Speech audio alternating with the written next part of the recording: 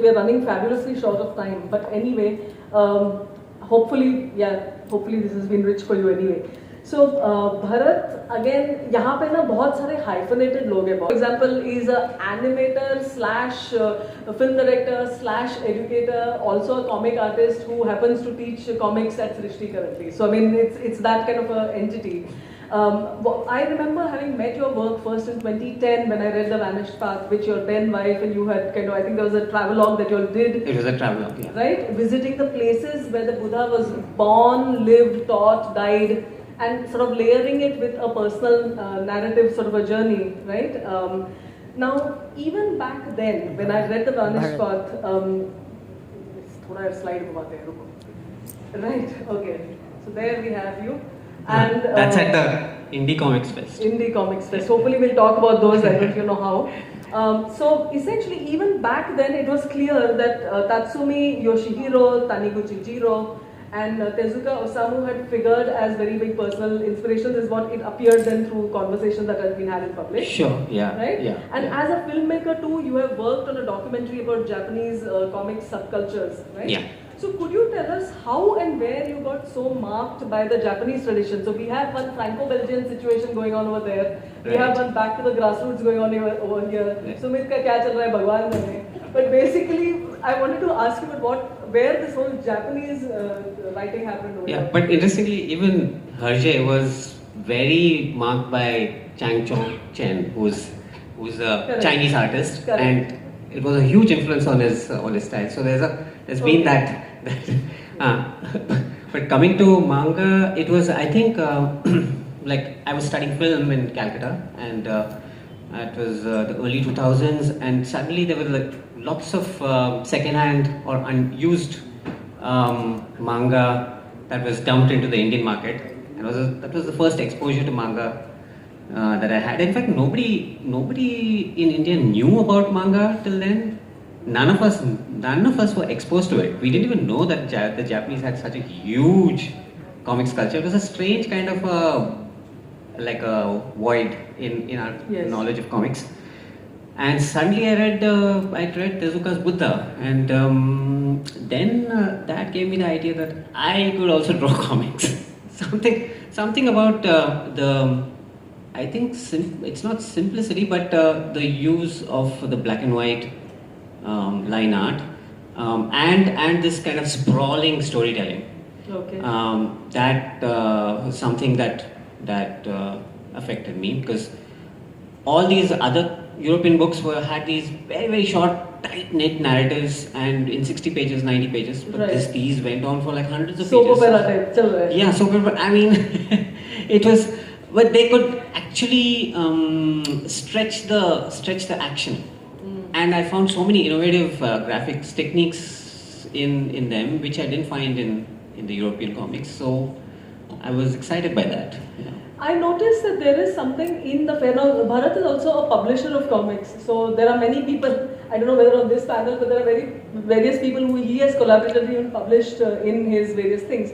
I wanted to ask you about what led to the idea and execution of Verite, where from what I understand, I've not seen it, there seem to be people of different cultures and countries featuring the same... Well, it's Japanese alternative manga on one side, which reads right to left on the back side of the book. Wonderful. And on the front side of the book is Indian comics, but also there are stories which they try to be serious as literature, quote unquote, since we're talking in the Sahitya Academy. So, I tried to kind of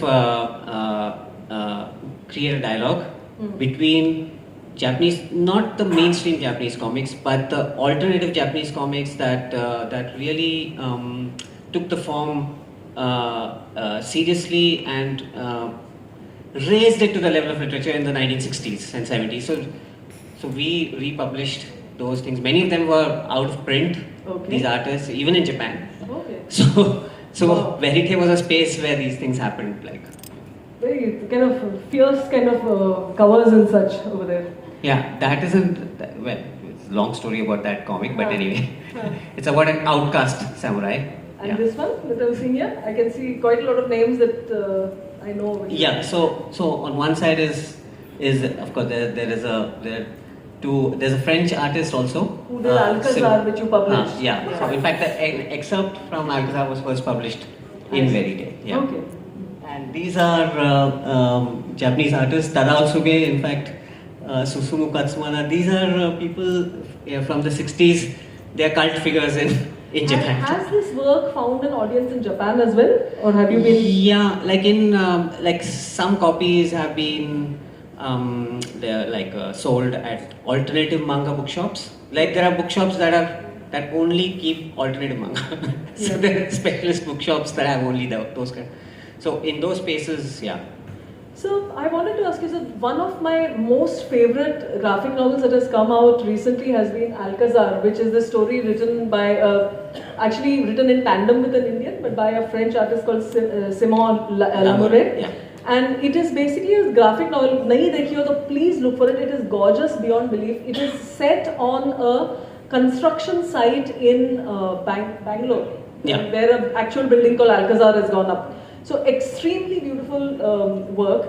And I wanted to ask you that as a publisher, what is the kind of thing that you're looking for in a list? Kis type ke books do you want to back with Comics India? What is going on with that aspect of your personality? I'm trying to, as a publisher, I want to make a magazine. And I believe very strongly, I say it everywhere in every forum, that unless we have regular monthly periodicals, comics magazines that feature stories like in anthology form as a series, continuing stories, that's the only space where comics can actually breed. And is that partly a financial reason? Because that comes to a very important point. In India, it is very, very difficult to live as a person that practices comics. And I think one of the ways... Which is why I do so many things. Exactly. So that I wanted to ask you about which of this fuels your samsaric existence. But equally, one unique phenomenon that has appeared in India with people that practice comics is that they have worked in collectives, they have done anthologies, they have done this kind of work, and now an increasing number are becoming Instagram storytellers to counter the fact that mar jayenge bhaiya if you're trying to pay the bills of a house doing comics, and yet they continue to do it while doing other gigs on the side. So how have your identities as author, animator, filmmaker funded your activities as a publisher and creator of comics? Well, I discovered very quickly that actually to publish a black and white anthology is not that expensive. Are people buying it though? Yeah, it gets sold. So we are like at no profit, no loss kind of thing. Right. You don't make money on it, but it funds itself. So as far as that goes, at least the whole point of it was to get books out. There's some long form biography of Gandhi. And also adapting Gandhi's book Hind Swaraj into like a 50-page comic. Is it going to be in true Japanese style, running into 2,000 pages in a serialized fashion? Not really, but at least the Gandhi book should be 300 pages at least. Since. Thank you so much. I'm moving to the last person that we have here on our panel who has waited a long time to say all that he has to. Thank you, Annie. I have very little to say.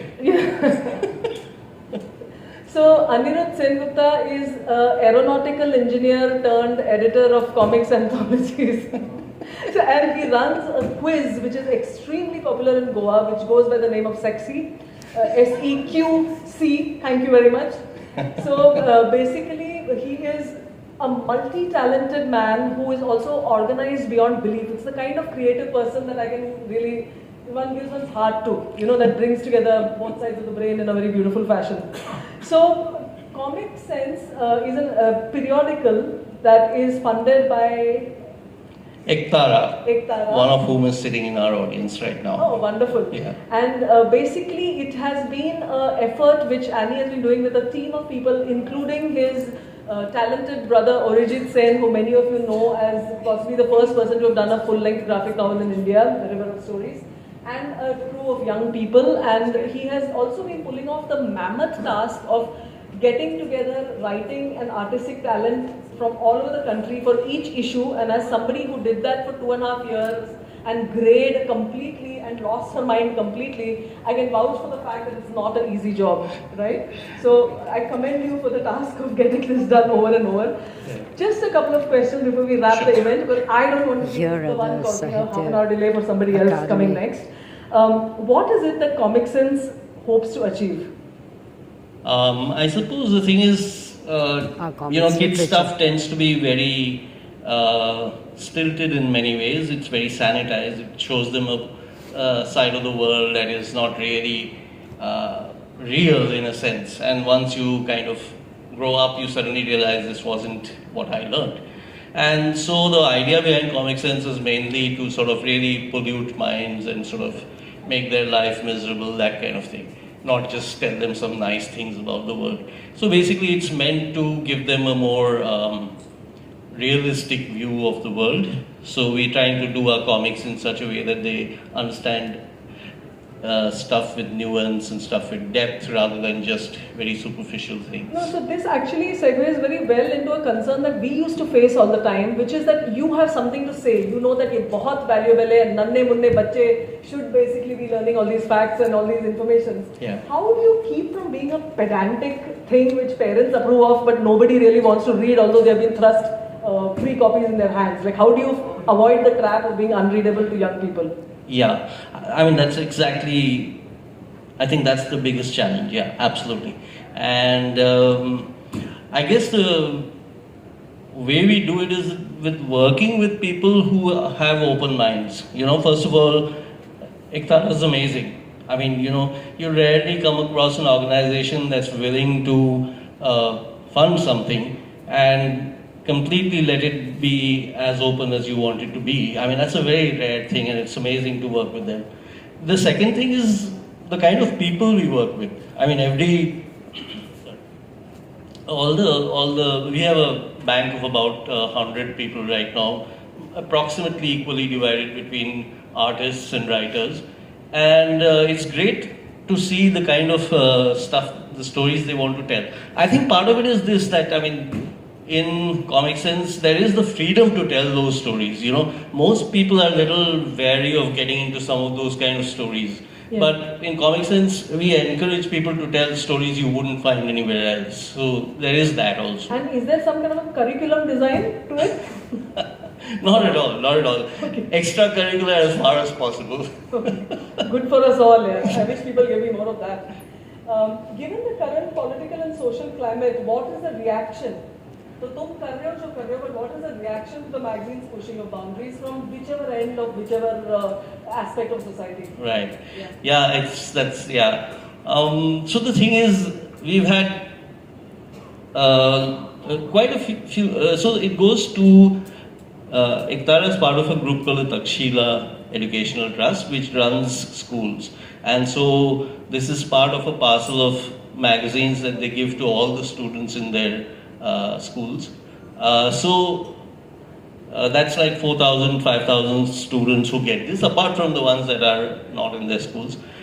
So obviously parents tend to be they can be very vigilante. Yeah, absolutely. And so any small thing, we usually, again, through Shraddha, who's part of Iktara, we get feedback, why is that girl's butt showing? It's like that whole thing with Yashraj Mukhate.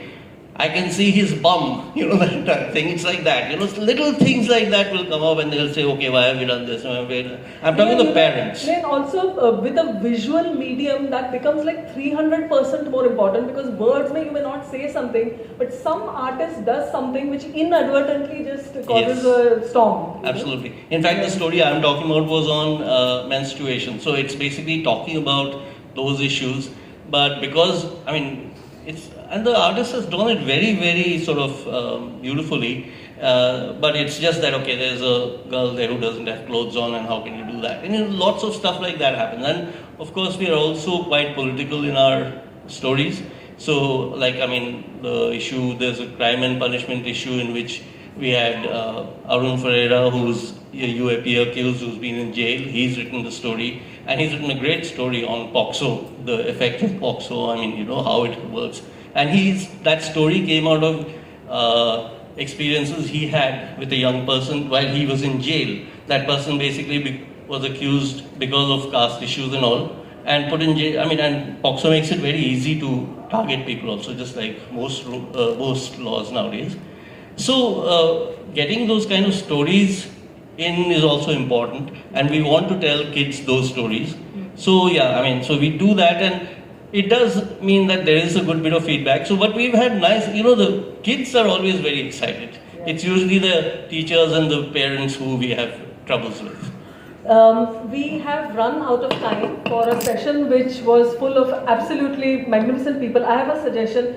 How about you have the Q&A once they leave the stage? That will be the most heart-filling Q&A जहाँ पे कोई डंडा नहीं मारता कहीं से. So basically there is that. Anirudh, one thing that you and I need to talk about is how you get 100 artists to deliver anything on time. But that will be a separate thing that we'll talk about later. Thank you all of you for your attention. It was a long session, a long wait. Thank you for sharing things that we are all deeply interested in, and hopefully they strike a chord with you all also. Thank you.